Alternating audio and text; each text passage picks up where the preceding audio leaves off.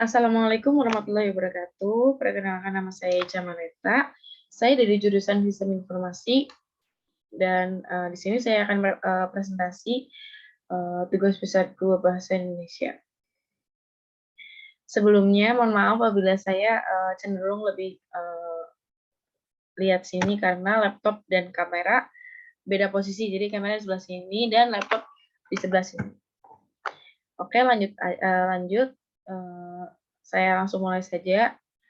Di sini saya mengambil tema tentang peran musik terhadap kecintaan berbahasa Indonesia.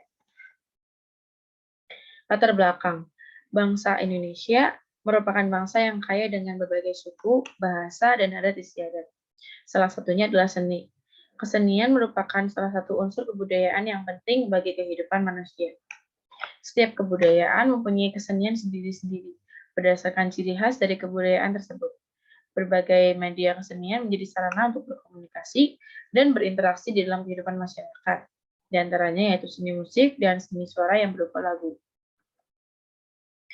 Bahasa. Bahasa adalah sistem lambang bunyi arbitrer yang digunakan oleh anggota masyarakat untuk bekerja sama, berinteraksi, dan mengidentifikasi diri. Kesadaran dan kebenaran bahasa dalam kehidupan manusia memiliki fungsi yang besar. Lagu. Lagu merupakan salah satu karya seni yang diciptakan manusia. Lagu terdiri dari kata-kata yang disusun oleh pengarangnya, disampaikan dengan nada, sehingga dapat dinikmati oleh individu lain. Bahasa yang digunakan pengarang lagu adalah bahasa yang tersusun indah, ditambah dengan melodi dan irama dalam penyampaiannya. Dewasa ini, musik anak-anak mulai menghilang di dunia industri permusikan Indonesia, sehingga membuat anak-anak lebih suka menyanyikan lagu orang dewasa atau remaja. Anak-anak sekarang sudah tidak tertarik lagi menyanyikan lagu anak-anak seperti Balon Kuda 5, Naik-naik ke Puncak Gunung, dan lain-lain. Mereka lebih fasih menyanyikan lagu yang sedang tren saat ini seperti lagu dari grup band Sheila on Seven, Kahitna, Seventeen, dan lain-lain. Demikian penuturan Musafir Isfan Hari, praktisi musik di Surabaya. Lagu remaja atau dewasa dikonsumsi secara bebas oleh anak-anak. Banyak sekali realita yang ada akibat anak-anak salah konsumsi lagu-lagu dewasa. Usia anak sekolah dasar yaitu 6-12 tahun adalah usia di mana anak-anak mulai memperhatikan orang dewasa di sekitarnya dan meniru apa yang mereka lakukan. Mereka sudah mulai bertindak jahil terhadap teman lain jenis, seperti berbicara kata-kata jorok yang tidak seharusnya dikatakan. Hal-hal menyimpang tersebut semakin banyak terjadi karena dunia anak sudah terpengaruh dengan dunia remaja karena tempat untuk dunia anak sendiri semakin sempit. Akibatnya, anak dewasa sebelum waktunya, dan karakter anak kemungkinan dapat berubah menjadi ke arah negatif. Lalu pembahasan. Di sini saya bagi menjadi 2 poin. Poin yang pertama, penguatan pendidikan karakter melalui media musik. Poin yang kedua, fungsi lagu perjuangan Indonesia. Poin yang pertama, penguatan pendidikan karakter melalui media musik. Makna pendidikan sebagaimana disampaikan oleh Ki Hajar Dewantara adalah daya upaya untuk memajukan pertumbuhannya budi pekerti, kekuatan batin atau karakter, pikiran atau intelek, dan tubuh anak. Secara sederhana, dapat pula kita artikan sebagai usaha manusia untuk membina kepribadian sesuai dengan nilai-nilai dalam masyarakat dan kebudayaan. Bentuk usaha ini dimanifestasikan dengan melakukan pembinaan potensi pribadi yang meliputi jasmani dan rohani. Dirjen Dikti menyebutkan bahwa pendidikan karakter dapat dimaknai sebagai pendidikan nilai, pendidikan budi pekerti, pendidikan moral, pendidikan watak yang bertujuan untuk mengembangkan kemampuan peserta didik untuk memberikan keputusan baik dan buruk. Sedangkan proses pembentukan karakter atau karakter building itu adalah memahat jiwa sedemikian rupa sehingga berbentuk unik, menarik, dan berbeda atau dapat dibedakan dengan orang lain. Ibarat sebuah huruf dalam alfabet yang tak pernah sama antara yang satu dengan yang lain. Demikianlah orang-orang yang berkarakter dapat dibedakan satu dengan yang lainnya. Salah satu media yang dianggap bisa digunakan sebagai pembentukan karakter adalah lagu-lagu nasional dan perjuangan. Musik dan lagu. Musik dan lagu merupakan salah satu seni yang rata-rata disukai masyarakat, mulai dari anak-anak sampai orang dewasa. Musik dan lagu ini pun bisa kita dengarkan setiap saat, baik melalui media TV, radio, maupun media elektronik yang lain.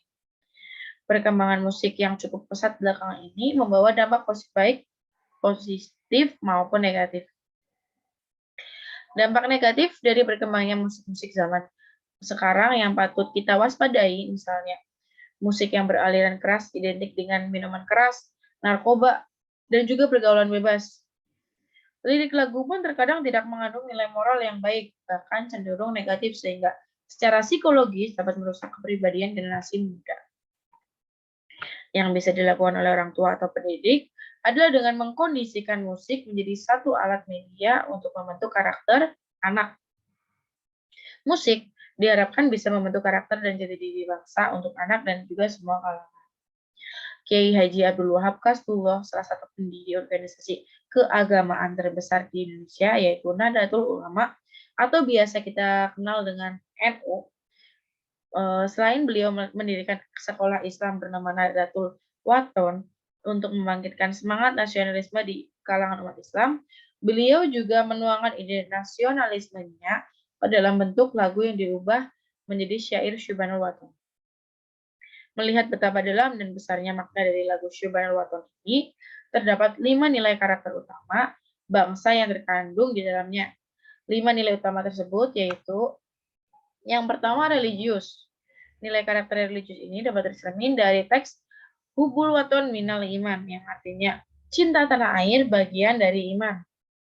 Adalah manifestasi dari rasa iman terhadap Tuhan Yang Maha Esa. Sudah seharusnya perasaan tersebut tercermin dalam bentuk mencintai tanah air dari segala rongrongan yang mengancam. Nilai religius tersebut dapat diwujudkan dalam sikap melaksanakan ajaran agama dan kepercayaan yang dianut. Menghargai perbedaan agama juga, menjunjung tinggi sikap toleransi terhadap pelaksanaan ibadah agama dan kepercayaan lain. Anti bully dan kekerasan, persahabatan, ketulusan, melindungi yang kecil dan tersisih, hidup rukun dan damai dengan pemeluk agama lain. Nilai yang kedua yaitu nasionalis. Nilai karakter nasional tercermin dalam teks Indonesia Biladi Antaun Wanul, Fakoma Hulu Mania Tika Yauman Tomihan Yalkoh Himama. Sikap nasionalisme ini terwujud dalam bentuk cara berpikir, bersikap, dan berbuat yang menunjukkan kesetiaan, kepedulian, dan penghargaan yang tinggi terhadap bahasa, lingkungan, sosial, budaya, ekonomi, dan politik bangsa.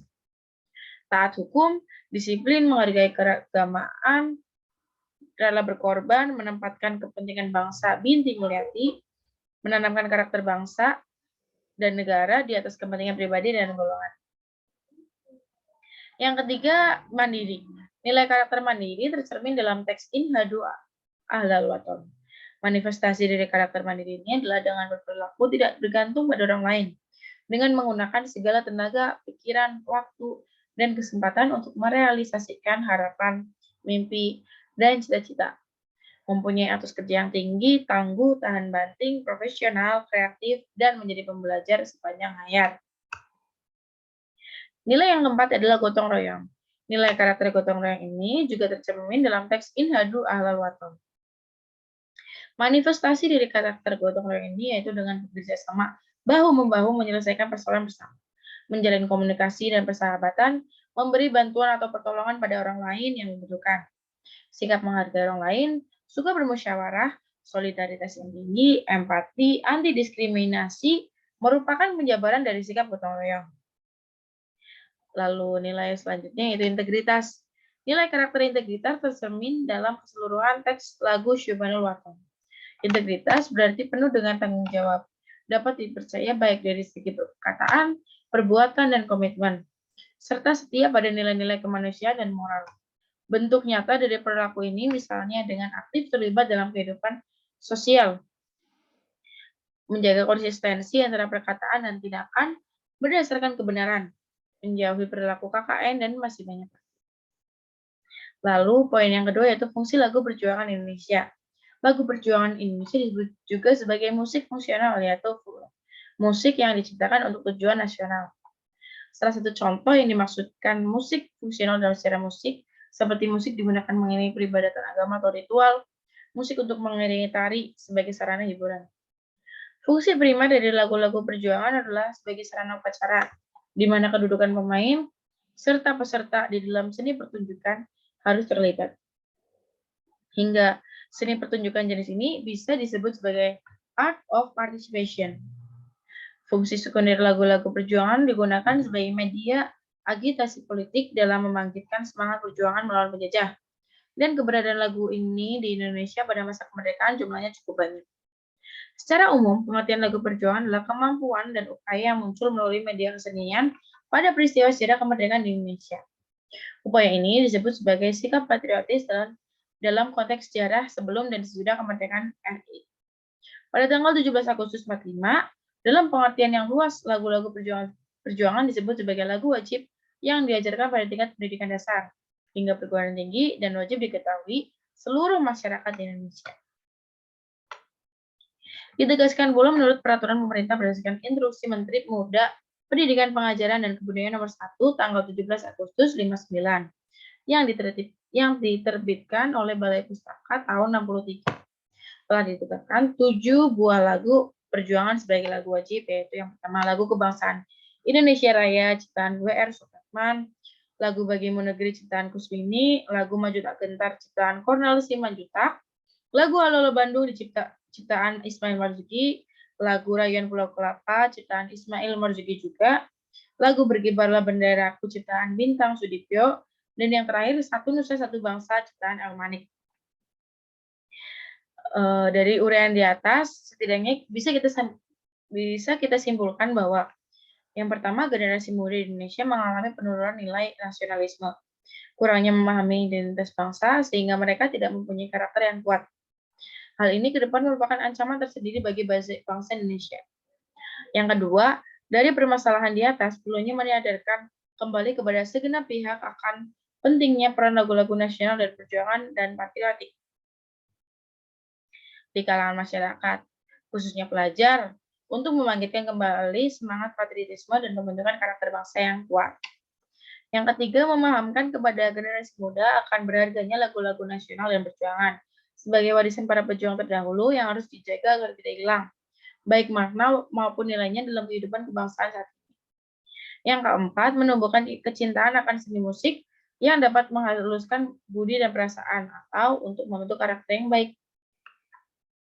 Saran saya, demi tercapainya persatuan dan keberagaman yang ada di dunia, perlu adanya kesadaran untuk menanamkan rasa nasionalisme dalam diri sendiri.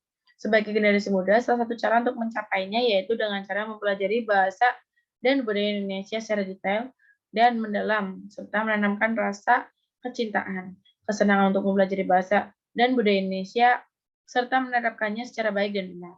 Karena dengan menerapkan bahasa secara tepat dan benar, akan mempererat negara Indonesia dari berbagai ragam budaya yang ada di dunia ini, serta dapat mempersatukan antar sesama bangsa.